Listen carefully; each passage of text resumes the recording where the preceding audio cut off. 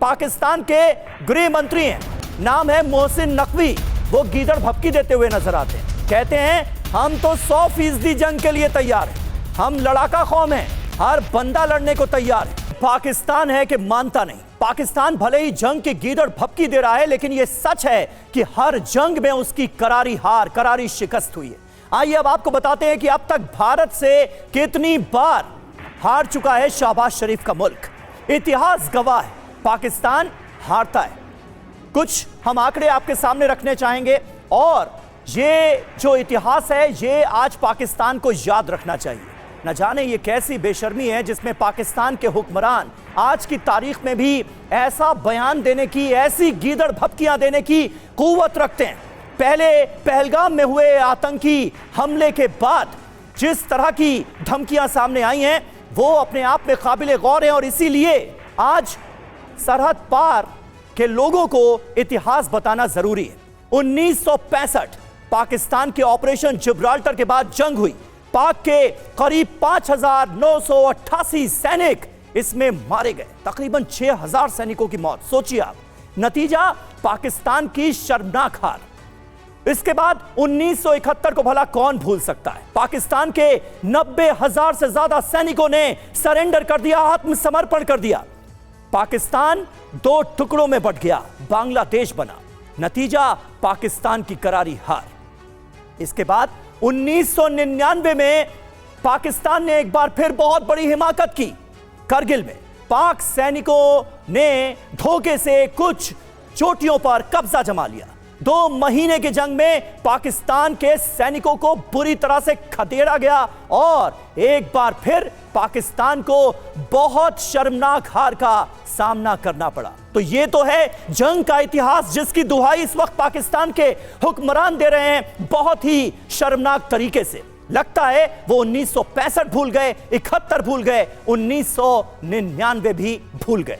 हमारे साथ तमाम खास मेहमान इस वक्त मौजूद हैं। मेजर जनरल एसवीपी सिंह हमारे साथ मौजूद हैं, एयर कॉमोडोर एसपी सिंह हमारे साथ मौजूद हैं, नेवल कैप्टन श्याम कुमार तो अपनी बात भी रख चुके हैं, सज्जाद अजहर पत्रकार हैं, सहाफी हैं, पाकिस्तान से हमारे साथ मौजूद हैं, सुमित चौधरी हमारे साथ मौजूद हैं। एसवीपी सिंह साहब, क्या कहेंगे आप?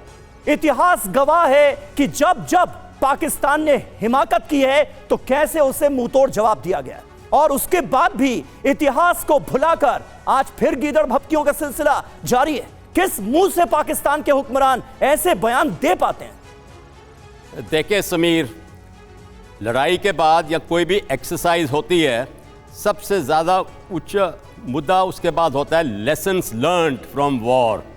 पाकिस्तान ने कोई भी लेसन नहीं सीखा 1947-48 से लेके अब तक, और वो उसी मुखबिर में पढ़ना चाहते हैं जिसमें उनको मुंह तोड़ जवाब मिला है, उनके घुटने नीचे धरती पर टिकाए गए हैं।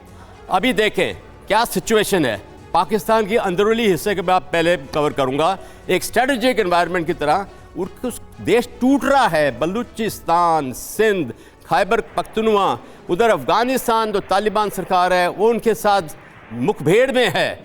और फिर हम देखें उनकी फाइनेंशियल कंडीशन, कितना कंगाल है वो देश, फिर भी वो इस प्रकार से क्यों आ रहे हैं सामने? क्योंकि उसकी दुर्भाग्य है कि उसकी आर्मी, उसकी फौज देश को चलाती है और वो इस समय इस दौर पे हैं देश में कि जबकि उनके पब्लिक उनके बरखिलाफ है जी। और भारत का भी देखें, भारत अभी एक ग्लोबल पावर अपने आप को एम्बिशन समझ रहा है। मैं एक मिसाल दूंगा, अभी ये राइजना डलाओ गए थे पिछले महीने, उसमें इंडिया और नेबरहुड का बहुत कम कवरेज था। हमारी ग्लोबल एम्बिशन है, पाकिस्तान इसको सह नहीं सक रहा है और इसलिए जो भी एक्शन किया है, जो इनके असीम मुनीर ने जो ऐसे स्पीच दे दी, उसको उसने भड़का दिया है अपने नुकसान के लिए।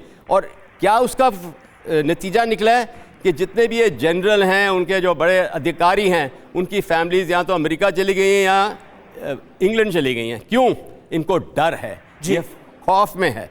और दूसरा जो हमारी डर, वो खौफ सीधे तौर पर इन बयानों में भी नजर आ रहा है।